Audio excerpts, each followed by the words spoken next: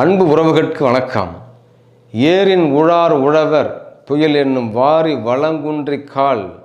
வள்ளுவர் அழகாக குறிப்பிடுகின்றார். உழவர்கள் ஏர் கலப்பையை பிடித்து உழவு தொழிலை செய்ய மாட்டார்கள். எப்பொழுது புயல் என்னும் வாரி வளங்குன்றி கால்.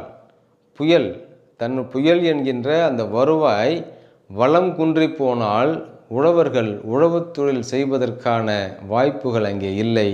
அதனால் அந்த ஏர் கலப்பைக்கு வேலை இல்லை என்கின்றார் வள்ளுவர். இந்த இடத்திலே புயல் என்றால் பெரும் மழையை குறிக்கக்கூடிய சொல். இங்கே தற்பொழுது தோன்றியிருக்கக்கூடிய புயலை பற்றி பார்ப்போம். அதற்கு முன்னதாக புயல் எவ்வாறு தோன்றுகிறது, இந்த புயலுக்கு உலக அளவிலே முதலாக பெயர் வைத்த நாடு எது, இந்த புயலுக்கு பெயர் வைக்கக்கூடிய அமைப்பு எங்கே இயங்கி வருகிறது, இந்திய அளவில் தோன்றக்கூடிய புயல்களுக்கு யார் பெயர் வைப்பது, அந்த அமைப்பு எங்கே செயல்படுகிறது பார்க்கலாமா?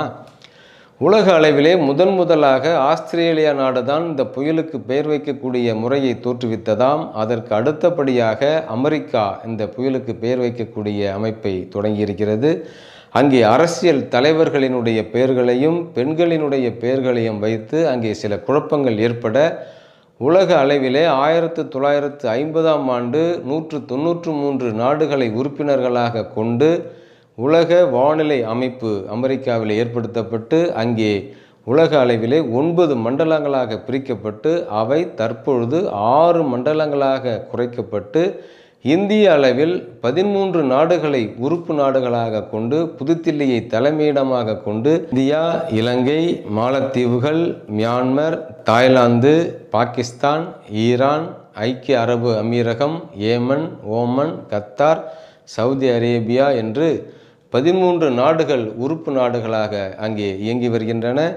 இந்திய பெருங்கடல், வங்காள விரிகுடா, அரபிக்கடல் இந்த 3 கடல் பகுதிகளிலும் தோன்றக்கூடிய புயல்களுக்கு இந்த 13 நாடுகள் தத்தம் பெயர் பட்டியலாக 13 பெயர்களை பரிந்துரைத்து அந்த 13 பெயர்களும் அந்த ஆண்டிலே தோன்றக்கூடிய புயல்களுக்கு அடுத்தடுத்து தோன்றக்கூடிய புயல்களுக்கு அந்த நாடுகளினுடைய சுழற்சியினுடைய அடிப்படையிலே அந்த பெயர்கள் பரிந்துரைக்கப்படக்கூடிய பெயர்கள் அறிவிக்கப்பட்டு அந்த பெயர்கள் நம்மிடையே புழக்கத்திற்கு வருகின்றன.